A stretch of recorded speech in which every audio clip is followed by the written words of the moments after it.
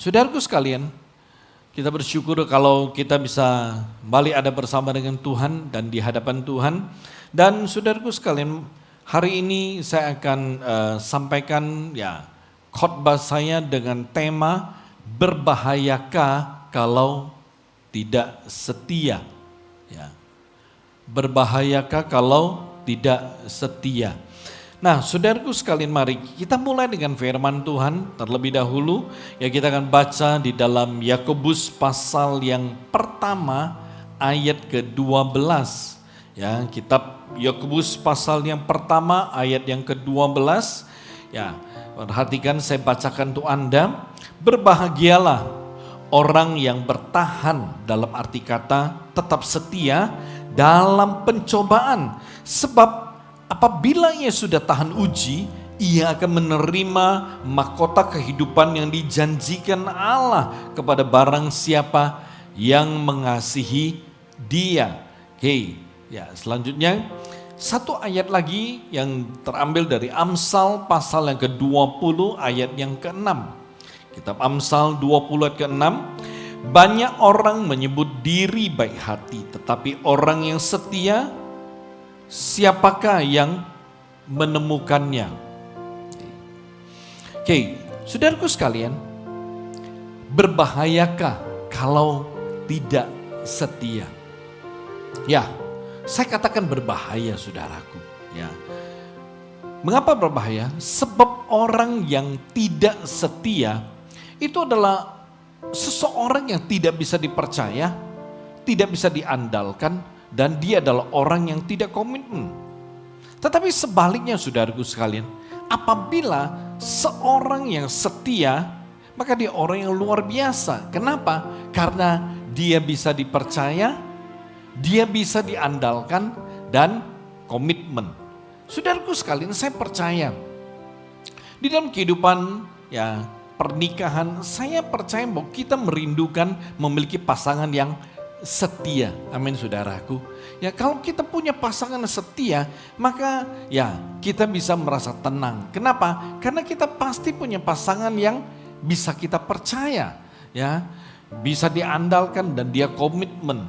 Nah, saudaraku sekalian, kalau kita memiliki pasangan setia, saya percaya kita juga tenang. Amin. Ya, pasangan kita mau keluar kota, keluar negeri sendiri, mau urusan apapun, mau pulang jam selarut apapun, semalam apapun, kita tenang. Kenapa? Karena kita tahu bahwa kita punya pasangan itu setia. Amin, saudaraku. Sama ya dalam urusan pekerjaan, ya dalam usaha, dalam bisnis, dalam tempat kerja kita. Saudaraku sekalian, seorang karyawan yang setia. Saudaraku sekalian, seorang karyawan yang setia, saya mau katakan ketika perusahaannya itu bermasalah di dalam keuangan, atau punya masalah di dalam penjualan, dalam arti kata penjualannya mungkin kurang berhasil. Nah, saudaraku sekalian, seorang karyawan yang setia, maka dia akan bekerja dengan sebaik mungkin, dia akan berjuang untuk memajukan dia punya perusahaan. Ya, dia akan bekerja semaksimal mungkin, bekerja dengan penuh tanggung jawab agar apa? Agar bisa mempertahankan dan mengembangkan perusahaannya atau tempat kerjanya. Dan saudaraku sekalian, saya percaya setelah perusahaannya itu berhasil melewati krisis atau bisa survive, maka karyawan yang setia itu pasti akan diingat oleh perusahaan. Amin. Mungkin ada yang dapat promosi jabatan, mungkin ada yang bisa dapat kenaikan gaji atau bonus dan lainnya. Tapi saudaraku sekalian, ketika karyawan yang tidak setia, saat perusahaannya itu mengalami mungkin goncangan dalam hal keuangan, mungkin punya masalah di dalam marketing, produknya susah dijual, susah didistribusikan. Nah, saudaraku sekalian, ketika perusahaan mengalami hal seperti ini, karyawan yang tidak setia itu akan cabut, dia akan berhenti atau dia cari pekerjaan di tempat lain. Kenapa? Dia berkata, daripada gue tunggu bangkrut dan nanti gue punya masalah, gue cabut dulu. Tapi kalau perusahaannya itu kemudian survive, dia akan menyesal. Nah, saudaraku sekalian, hal yang relevan di dalam hubungan kita Tuhan juga demikian. Orang yang tidak setia kepada Tuhan itu akan kehilangan berkat Tuhan, dia akan kehilangan kemuliaan Tuhan, dan dia akan kehilangan rancangan Tuhan yang indah di dalam kehidupannya. Oleh sebab itu saudaraku sekalian, mari kita belajar untuk menjadi orang yang setia, ya. Karena orang yang setia itu akan menerima dan mengalami hal-hal ya di bawah ini, ya. Manusia yang setia itu akan diberkati, ya. Manusia yang setia akan beroleh kasih karunia lebih, dan manusia yang setia atau orang yang setia itu akan mudah mencapai garis akhir. Saudaraku sekalian, kita akan melihat yang pertama. Oke, kita mulai yang pertama, ya. Manusia yang setia akan diberkati, ya. Orang yang setia akan diberkati. Saya rindu saudaraku sekalian, mari kita lihat bersama Lukas 19 ayat ke-17. Injil Lukas pasal yang ke-19 ayat ke-17. Katanya kepada orang itu, baik sekali perbuatanmu, hai hamba yang setia. Engkau telah setia dalam perkara kecil, karena itu terimalah kekuasaan atas 10 kota. Amin. Saudaraku sekalian, saya percaya bahwa kita semua rindu diberkati. Amin. Dan ya, tidak ada orang yang menolak ketika Tuhan mau memberkati dia. Bahkan saudaraku sekalian, ya saya percaya bahwa tidak ada orang Kristen berkata pada Tuhan ketika sudah diberkati, udah Tuhan cukup dah, stop, aku udah kagak tahan nih diberkati Tuhan. Oh stop dah, udah gak usah berkati Tuhan. Ya gak usah berkati saya. Saudaraku sekalian, saya percaya gak ada orang Kristen yang menolak seperti begitu. Tidak ada orang Kristen yang berkata seperti ini. Amin saudaraku. Ya, bahkan saya mau katakan diberkati. Bisa diberkati, menjadi diberkati. Seringkali itu menjadi salah satu target ya dari banyak sekali orang Kristen saudaraku sekalian. Ya, bahkan diberkati itu menjadi barometer ya yang menunjukkan bahwa dia adalah orang Kristen yang sukses dan rohani. Jadi saudaraku sekalian, ya tidak heran kata diberkati ya merupakan sebuah kata yang sangat bernilai bagi orang Kristen. Ya, hal ini bukan sebuah kesalahan, Ya, kenapa? Karena memang merupakan sebuah keinginan ya, atau ini juga merupakan keinginan yang begitu besar dari Tuhan, yaitu memberkati kita. Nah, saudaraku sekalian, kita bersyukur Tuhan itu menyediakan begitu banyak jalan agar kita itu bisa diberkati oleh Tuhan atau bisa menjadi orang yang diberkati. Nah, hari ini saya mau menyampaikan ya, ada satu cara gimana kita bisa diberkati terus menerus.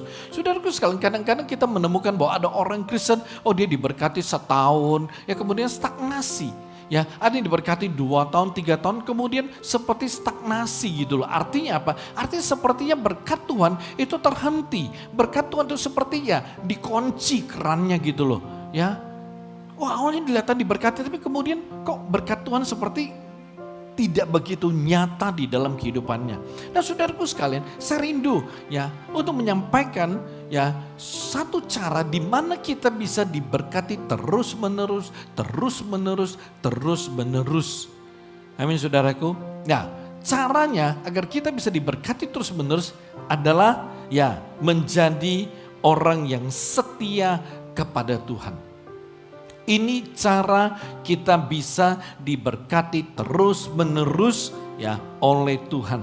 Nah saudaraku sekalian, ketika kita berbicara menjadi orang yang setia kepada Tuhan, kita perlu mengerti bahwa kesetiaan itu merupakan sebuah perkara yang begitu penting di mata Tuhan. Kesetiaan itu merupakan sebuah hal yang begitu luar biasa ya bagi Tuhan. Saudaraku sekalian, mari saya mengajak saudara untuk melihat apa yang dimaksud dengan kesetiaan.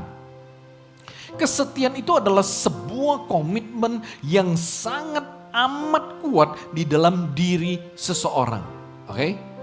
Ya, kesetiaan itu adalah sebuah komitmen yang sangat amat kuat di dalam diri seseorang. Jadi ini adalah sebuah komitmen yang tidak bisa digoyahkan atau dipengaruhi oleh hal apapun. Itu kesetiaan.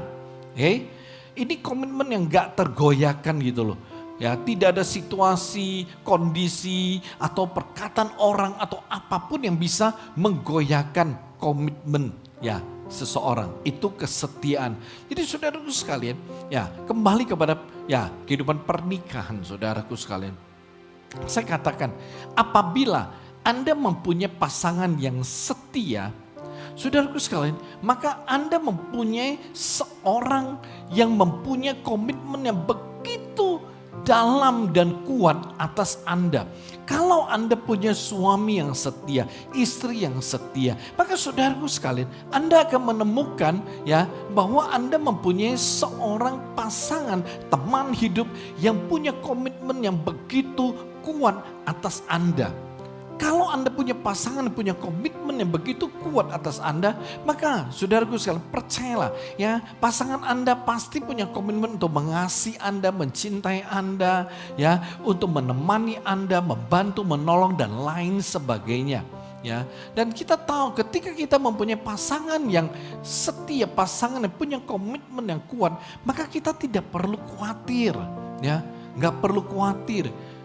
Amin saudaraku. Oleh sebab itu mari ya kita bersyukur kalau hari ini ya kita memiliki pasangan, karyawan yang setia. Ya, saya percaya ketika dia setia maka dia tidak pernah akan ya memikirkan pasangan orang lain, melihat ya mungkin laki-laki atau perempuan lain dan sebagainya. Amin saudaraku. Ya, oleh sebab itu ya sama. Ketika Anda adalah ya seorang karyawan yang setia, Anda komitmen penuh, Anda punya komitmen yang begitu kuat terhadap tempat kerja Anda. Kalau Anda adalah jemaat yang setia, maka Anda adalah jemaat yang punya komitmen yang kuat terhadap gereja. Ya, Anda tidak akan terpengaruh oleh siapapun, ya oleh perkataan orang, ajakan orang dan lain sebagainya. Amin. Nah, saudaraku sekalian, ada sebuah kesaksian, sebenarnya ini ada sebuah kesaksian yang sudah lama. Tapi saat saya membaca kesaksian ini, ya kesaksian ini begitu menjadi berkat untuk saya, begitu menguatkan. Ya, walaupun ini kejadian, ada sebuah kejadian yang sangat luar biasa, ya kejadian yang saya percaya Anda dan saya mungkin belum lahir. Ya, tapi ini menjadi satu hal yang sangat indah. Saudaraku sekalian, ada seorang yang bernama ya Horatio Spafford. Saudaraku sekalian, dia adalah seorang pencipta lagu It Is Well With My Soul. Ya, itu baik dengan jiwaku. Dia adalah seorang Kristen yang baik dan setia, saudaraku. Dia adalah seorang pengacara dan juga seorang pengusaha real estate ya di Chicago pada tahun 1840. Seorang yang luar biasa, seorang laki-laki punya satu istri dan 5 orang anak. Ya, saya percaya kita semua rindu ya bahwa sebagai suami ya kita hanya punya satu istri. Amin. Kadang-kadang ada orang berkata satu aja udah repot ngurusnya, apalagi 2, 3, 4. Saudaraku sekalian, Horatio Spafford punya satu istri, 5 anak. 1 laki-laki, 4 perempuan. Walaupun dia hidup sebagai seorang yang sangat kaya raya, hidup berkelimpahan. Tapi Horatio itu adalah seorang yang sangat rendah hati. Dia dan seluruh keluarganya selalu aktif dalam kegiatan gereja dan dia merupakan seorang jemaat yang setia. Namun saudaraku sekalian, ada banyak tragedi itu kemudian datang di dalam kehidupannya. 1870, anak laki satu-satunya umur 4 tahun meninggal karena demam berdarah. Lalu saudaraku sekalian, 1 tahun kemudian, tahun 1871, terjadi sebuah kebakaran yang sangat amat besar ya, dan itu dikenal dengan The Great Chicago Fire. Ya, sebuah kebakaran yang terjadi pada 8 Oktober, hari Minggu 8 Oktober 1871. Itu kebakaran dari hari Minggu berlangsung sampai hari Selasa. Arti tanggal 8 sampai 10 itu kebakaran terjadi terus menerus. Dan saudaraku sekalian, itu kebakaran kemudian menghanguskan 3,3 mil atau kurang lebih 9 kilometer persegi wilayah Chicago. menewaskan 300 orang, dan hampir sekitar 100.000 orang kehilangan tempat tinggal. Saudaraku sekalian, kebakaran tersebut menghancurkan semua harta benda Horatio Spafford. Dia bangkrut, tapi saudaraku sekalian, itu tidak membuat dia menjadi depresi. Dia bangkit kembali dan dia mulai berusaha untuk membangun kembali usahanya dan sambil membantu orang-orang yang membutuhkan tempat tinggal. Saudaraku sekalian, perhatikan. Tragedi masih terus datang di dalam kehidupannya. 2 sampai 3 tahun kemudian, tepatnya 1873, Horatio bersama seisi keluarganya, mereka ingin liburan ke Eropa. Mereka mau pergi ke Inggris menghadiri pertemuan para penginjil yang diadakan oleh temannya, sahabatnya pada waktu, D.L. Moody. Ya, saya percaya mungkin sebagian besar kita kenal, tahu namanya D.L. Moody, seorang penginjil yang sangat terkenal pada waktu itu. Saudaraku sekalian,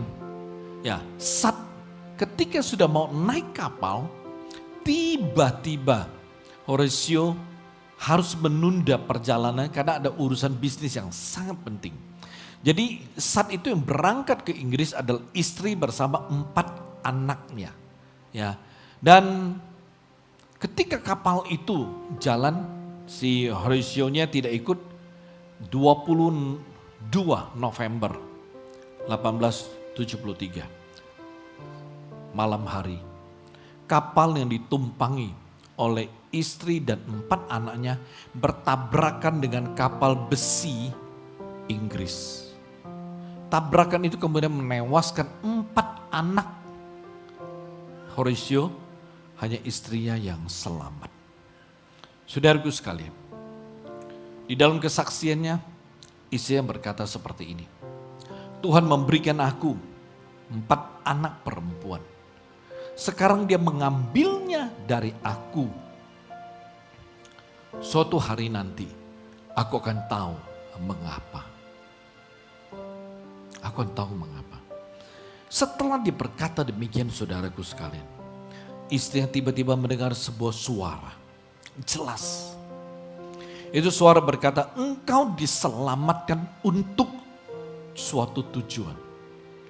Saudaraku sekalian, dari Inggris, istrinya mengirim telegram ke Horatio. Aku sendiri yang selamat, apa yang harus aku perbuat? Aku sendiri yang selamat, apa yang harus aku perbuat? Saat itu, telegram adalah sarana untuk memberi kabar. Beda sekarang kita punya WhatsApp dan lain sebagainya.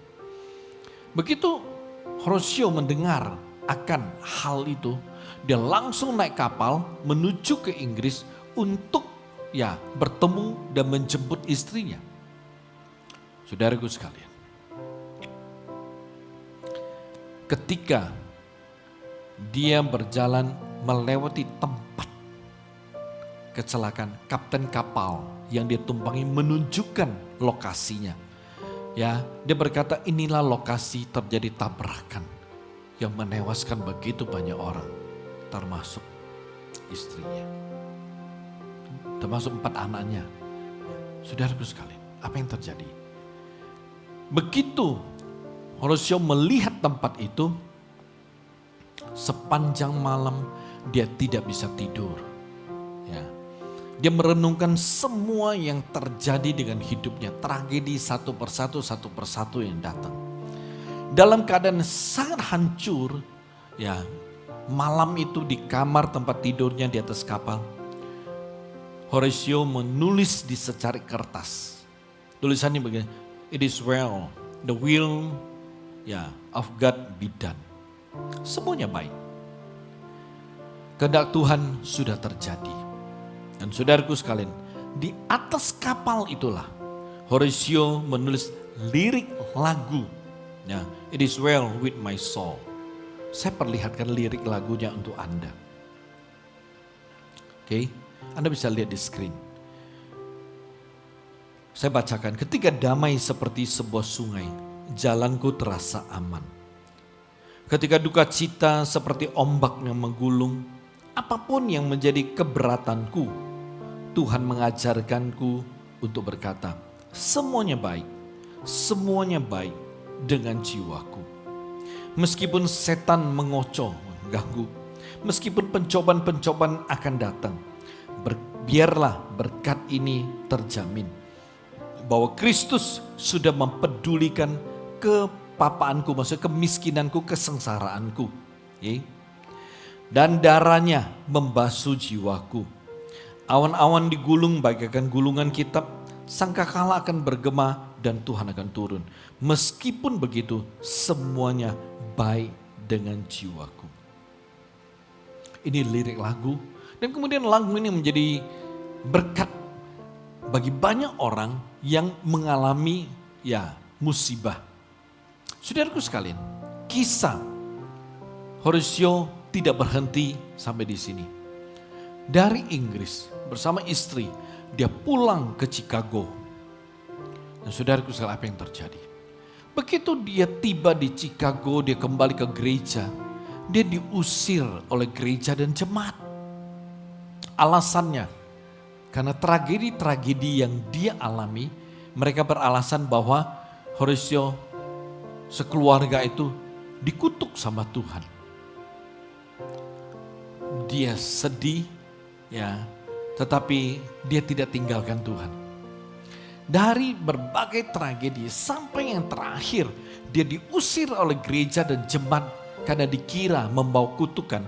Dia tetap tidak meninggalkan Tuhan. Ini luar biasa. Dia tetap setia kepada Tuhan, tetap mengasihi Tuhan dengan berbagai tragedi, bencana, penderitaan yang dia terima. Saudaraku sekalian, kemudian Horatio bersama istri memutuskan pindah ke Israel. Dia tinggal di Yerusalem, lalu dia melayani Tuhan dan pekerjaan Tuhan di sana. Dia membangun sebuah yayasan yang memberi makan kepada orang-orang susah dan yang miskin. Horatio tetap setia kepada Tuhan meskipun banyak tragedi pahit yang dia alami. Saudaraku sekalian, mari renungkan kesaksian ini. Sebagai orang Kristen, kita juga tidak terbebas, terluput dari masalah, pergumulan, dan pencobaan. Tapi saudaraku sekalian, ketika kita mengalami begitu banyak masalah, pergumulan, pencobaan yang datang di dalam kehidupan kita, perhatikan. Pada saat kita sedang menghadapinya, saat itulah saat yang sama Tuhan menilai hidup kita, saudaraku. Saat itulah Tuhan menilai apakah ketika kita mengalami dan melewati segala sesuatu dengan bisa tetap setia kepada Tuhan. Artinya pada saat kita menghadapi pergumulan, masalah, tekanan-tekanan yang datang dalam kehidupan kita, apakah kita masih bisa tetap setia?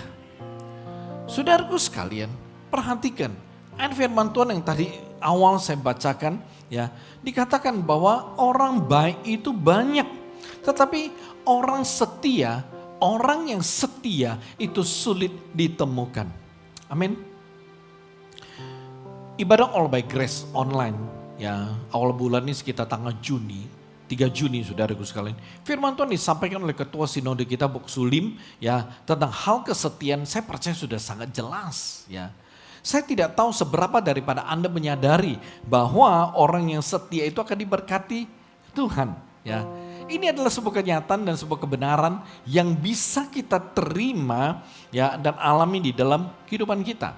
Oke, nah saudaraku sekalian, kembali ketika kita berbicara mengenai manusia atau orang yang setia akan diberkati, kira-kira saudaraku sekalian, kesetiaan yang bagaimana yang bisa membuat kita diberkati oleh Tuhan terus menerus?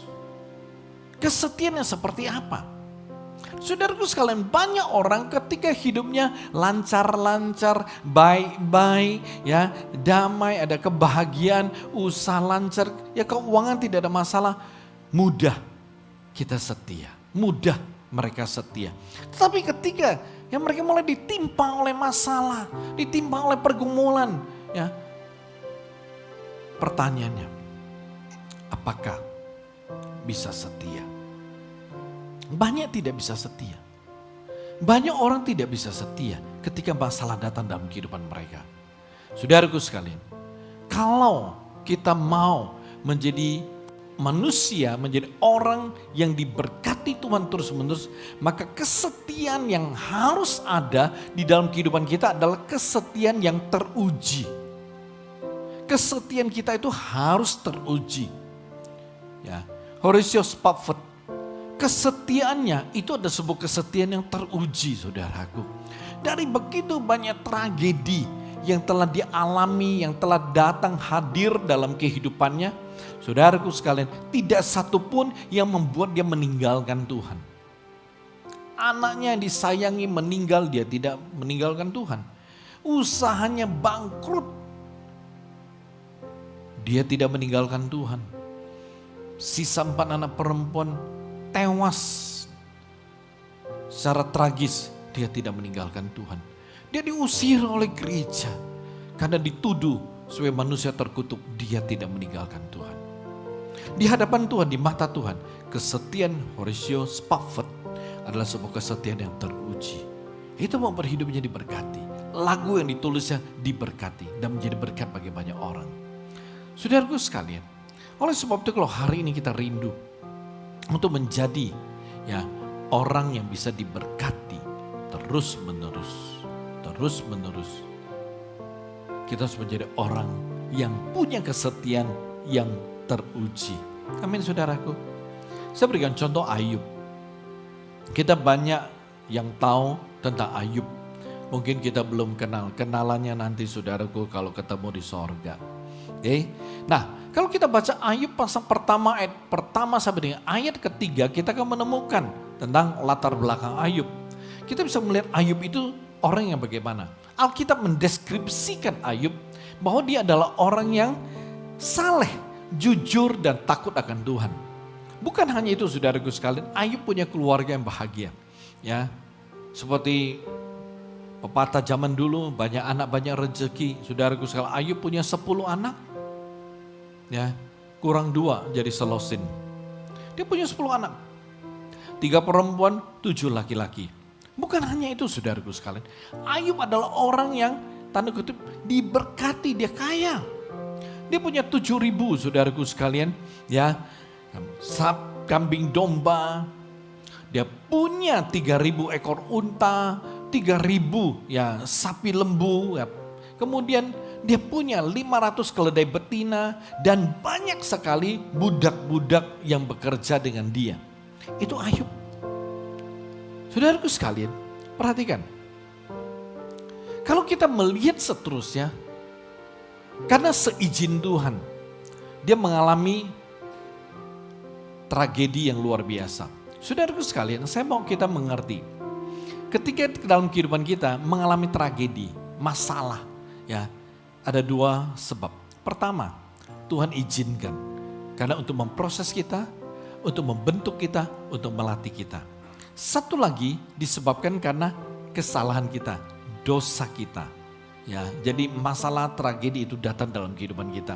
Jadi kalau kasus Ayub, itu tragedi yang dia alamin itu adalah seizin Tuhan. Saudara sekalian, perhatikan di ayat ke-14 sampai ayat ke-19 di pasal pertama kitab Ayub. Perhatikan, lembu sapi, ya, kambing domba, unta, semuanya habis dirampok dan habis dibakar. Bukan hanya itu, tragedi tidak berhenti, saudaraku. Ya, seperti Horatio, tragedi tidak berhenti. Anak-anaknya itu mati semuanya, saudaraku sekalian. Ya, mati secara keseluruhan. Ketika mereka sedang berkumpul di salah satu saudaranya, tiba-tiba ada badai datang, itu rumah ambruk dan menimpa, mati semua anak-anak Ayub di dalam. Bukan hanya itu, saudaraku sekalian, di pasal kedua ayat ke-7 di sana menjelaskan bahwa Ayub itu kemudian kena penyakit kulit, yaitu disebut barah, ya, penyakit barah. Saudaraku sekalian, itu adalah penyakit, ya, yang Ya, luka-luka yang nempel dari ujung kepala sampai ujung kaki. Perhatikan, itu luka perih dan gatal. Ya, dia perih, tapi dia gatal. Kalau digaruk berdarah. Jadi saudaraku sekalian, saya tidak tahu apakah saudara pernah punya pengalaman, ya saudara punya luka, ya lalu luka itu gatal, tapi nggak bisa digaruk gitu. Digaruk nanti berdarah, digaruk itu sakit. Ayub juga demikian. Ya, ketika dia kena penyakit bara, gatal tapi nggak bisa digaruk, perih. Sehingga saking tidak tahannya, Ayub kemudian pakai abu, ya, untuk ditaburkan di semua di sekujur tubuhnya, di baranya. Ini masalah yang dihadapi Ayub. Perhatikan, dari semua tragedi yang dialami Ayub, luar biasa. Saya mengajak saudara untuk melihat kesetiaan Ayub. Di mana kita bisa menemukan kesetiaannya. Ayub pasal yang pertama ayat ke-22 kita baca bersama. Oke, Ayub pertama 22. Dalam kesemuanya itu Ayub tidak berbuat dosa dan tidak menuduh Allah berbuat yang kurang patut.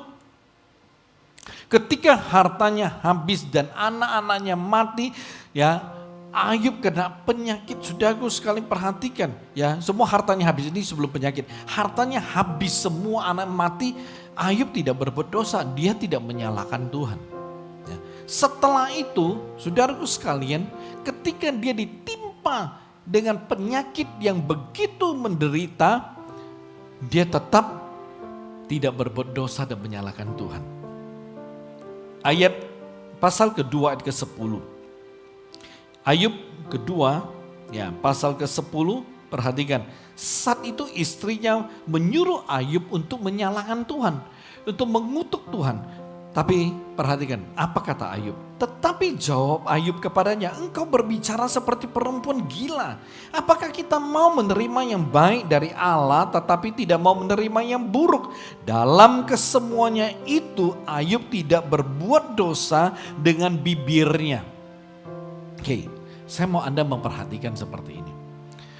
Dia diberkati, dia tidak punya salah. Dikatakan Alkitab, dia saleh, jujur, takut akan Tuhan, menjauhi kejahatan. Secara kehidupan orang Kristen, itu termasuk sebuah kehidupan yang perfect. Saleh, kudus di hadapan Tuhan. Tetapi dengan semua kehidupan yang begitu luar biasa, Tuhan izinkan dia mengalami tragedi. Saya percaya kalau secara manusia udah bangkrut, anak-anak mati semua, lalu diri sendiri kena penyakit. Coba saya mau Anda mencoba membayangkan. Kalau secara manusiawi Anda mengalami hal seperti ini, kira-kira Anda bertahan gak? Saya percaya secara manusiawi kita sulit bertahan. Pasti kita akan stres, sedih. Pasti, ya. Walaupun di hadapan kita, ya, ada nasi rendang, ya. Nasi rendang yang viral, nasi rendang babi. Ya. Mungkin ada begitu banyak makanan-makanan enak di hadapan kita disajikan. Saya percaya ketika Anda mengalami hal seperti ini, Anda tetap gak bisa makan. Anda mencoba membayangkan, secara manusiawi mustahil kita bertahan. Kita pasti marah, kita pasti bisa kecewa, kita pasti bisa mungkin meninggalkan Tuhan. Tapi perhatikan, Ayub, dia tidak menyalahkan Tuhan. Jelas Alkitab berkata, dia tidak menyalahkan Tuhan dengan kondisi, dengan situasi yang dia alami. Dia tetap percaya pada Tuhan dan dia tetap percaya bahwa Tuhan itu punya rencana yang indah. Bayangkan, di sini memperlihatkan kepada kita, menunjukkan kepada kita betapa Ayub itu adalah orang yang setia sekali kepada Tuhan. Bukan saja setia, tapi kesetiaannya itu teruji. Artinya kesetiaannya kepada Tuhan tidak bisa digoyahkan dengan situasi kondisi yang dia alami. Ya, Kesetiaannya kepada Tuhan itu tidak bisa digagalkan, dirusak, dihancurkan oleh penderitaan, oleh kesedihan, oleh kekecewaan. Gak bisa. Dia tetap setia, dia terus setia. Saudaraku sekalian, berkat apa yang Ayub terima dari kesetiaannya? Kita baca. Ayub pasal 42 ayat ke-12 sampai ayat ke-16. Inilah berkat yang Ayub dapat karena kesetiaannya yang teruji. Ayat 12 mulai, Tuhan memberkati Ayub dalam hidupnya yang selanjutnya lebih daripada dalam hidupnya yang dahulu. Oke, jadi perhatikan ini berkatnya. Ia mendapat 14.000 kambing domba. Sebelumnya dia hanya punya 7.000. Dan 6.000 unta. Sebelumnya dia punya 3.000. 1.000 pasang lembu. Sebelumnya dia punya 500. 1.000 ekor keledai betina. Dulu dia punya 500. Perhatikan. Ia juga mendapat 7 anak laki-laki dan 3 perempuan. Saudaraku sekalian, Tuhan mengembalikan apa yang terhilang. Ingat, ketika kita starting onsite, kita mulai onsite. Saudaraku sekalian, saya pernah berkata dan saya berdoa, melepaskan berkat. Apa yang terhilang selama pandemi, Tuhan akan kembalikan kepada Anda. Amin. Apa yang terhilang selama pandemi, Tuhan akan kembalikan kepada Anda. Itu saya lepaskan berkat seperti itu. Anda tinggal percaya, Anda tinggal memproklamirkannya terus dalam kehidupan Anda. Kenapa? Kenapa saya berdoa dan melepaskan doa berkat seperti itu? Karena ini yang memang Tuhan bisa kerjakan. Apa yang terhilang Tuhan bisa kembalikan. Oke? Kita lihat 14. Dan anak perempuan yang pertama diberinya nama Yemima, yang kedua Kesia, dan yang ketiga Keren Hapuk. Ayat 15, di seluruh negeri tidak terdapat perempuan yang secantik anak-anak Ayub. Dan mereka diberi ayahnya milik pusaka di tengah-tengah saudara-saudaranya laki-laki. Perhatikan satu berkat yang luar biasa ayat 16. Sesudah itu Ayub masih hidup 140 tahun lamanya. Ia melihat anak-anaknya dan cucu-cucunya sampai keturunan yang keempat. Ada bonus saudaraku. Tuhan bukan saja mengembalikan hartanya, mengembalikan kesehatannya, mengembalikan anak-anaknya, tapi Tuhan juga memberikan bonus umur panjang. Amin saudaraku. Perhatikan, ini berkat yang diperoleh ya karena kesetiaan Ayub itu teruji. Ya. Saudaraku sekalian, permisi tanya. Hari ini apakah Anda itu setia kepada Tuhan? Apakah Anda adalah seorang yang setia kepada Tuhan? Kalau Anda adalah seorang yang setia kepada Tuhan, kira-kira bagaimana bentuk kesetiaan Anda kepada Tuhan? Apakah kesetiaan Anda kepada Tuhan itu adalah kesetiaan yang teruji? Artinya, Anda punya masalah, punya pergumulan apapun. Anda pernah jatuh, Anda pernah gagal, bahkan mungkin sekarang Anda belum bangkit sepenuhnya. Apakah dalam kondisi situasi yang tidak nyaman, Anda benar-benar masih setia? Bisa sungguh-sungguh setia kepada Tuhan atau tidak? Waktu diberkati mudah sekali kita setia. Bagaimana ketika tidak diberkati? Ketika tidak ada masalah, kita mudah untuk setia. Tidak ada pergumulan, kita mudah untuk setia. Bagaimana kalau Anda diperhadapkan dengan pergumulan satu demi satu, masalah satu demi satu datang. Bagaimana saudara bersikap? Bagaimana saudara melihat hidup saudara di hadapan Tuhan? Apakah saudara masih bisa tetap setia? Saudaraku sekalian, kesetiaan itu adalah hal yang begitu berharga di mata Tuhan. Tidak heran orang yang bisa setia dan kesetiaannya itu teruji, maka Tuhan akan memberkati dia, memberkati dia, memberkati dia dan terus memberkati dia. Karena orang yang setia sulit ditemukan, saudaraku. Mari kita coba periksa. Hari ini Anda coba periksa hidup Anda masing-masing. Ketika keadaan keuanganmu, pernikahanmu, kesehatanmu, keluargamu berada dalam pergumulan, tekanan, dan beban berat, ya, atau usaha pekerjaanmu, karirmu, ya, itu tidak berkembang, bahkan terus merosot, bahkan kesehatanmu, ya bukan semakin sehat, ya, tapi kesehatan Anda semakin buruk.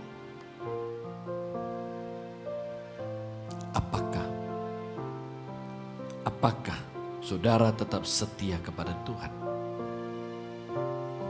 Atau ketika Anda berbenturan atau konflik atau clash dengan sesama jemaat atau sesama pelayan. Saudaraku sekalian, apakah saudara masih bisa tetap setia beribadah? Atau saudara pergi meninggalkan Tuhan, meninggalkan pelayanan?